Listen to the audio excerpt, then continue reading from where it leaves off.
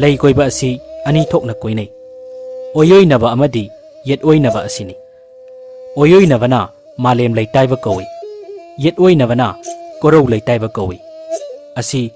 korou malem na koiduna korou amadi malem anigi masakni luhongmada lei tare la koinai ahanba koiba leidi nupagi hakchang thongda pukning ani longdana katkani asibu aikoina phajaba londa khuya khada haibadi zoronda hanna katlo hainai luhongba samjillabasu asidi kaiba yade mathangda pukning mathangda wakhal yang lu tong un pumbabu thoganduna lei chaigani kana amanasu tonganba maungda koibasu tawne nupi senavina lei koibada nupada thongna koiba yade moirang laiji pangbada nupidu thamlamlaga koina amuk laktuna nupadugi matungda nupidu okpigani nupina lei koibada ayetpa ama tapiba yade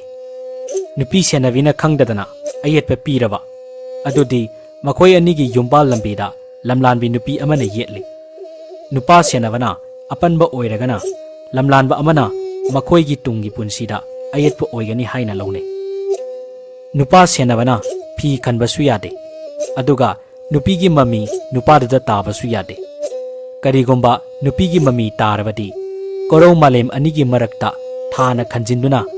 numit sana sokpa haibadi grohan lakpaga pangkak oi ahanba koiba leidu mafam chana katrabadi mapuroibagi thogan phangdabi oi nupana thabum ani puraga nupina thabum 19 puduna kakum matha oibagi saktam oiba luhongbani lei pareng pibada nupa senavana jatragi haibadi urepki wangwada natraga sonapungi mathakta pirabadi luhongliba anido akai atoi thokale amadi lei pareng adu nupina paidringeida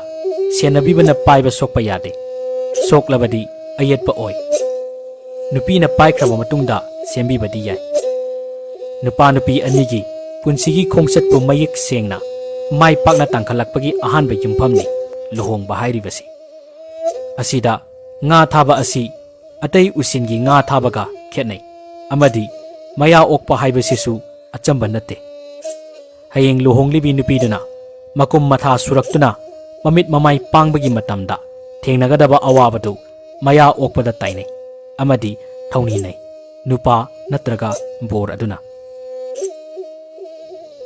luhongbagi saktamse haujikti yamna hongle nupigi mami tadanaba haiduna haujikti phi khanbasu tawnare aduga lei parengsu adum senaribina pairaga pibasu tawnare luhongwada ke kakpagi chatnabi luhongbagi kabokki mahutta atoba singna mahut sinarakle luhongbagi kabok asisu araiba taraiba kabokti natte aduna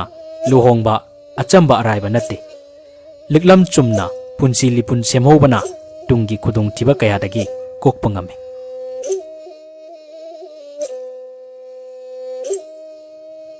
pathokchariba matek asi Facebook ta leiba aigi oja iboi ama mangang dagi ayaba asi logjaraba matungda pathokchabani soikhiba lankhiba yawrabasu aigi oja amadi tabiriba mayam pumnamakna ngakpigani poknafam imana yaifare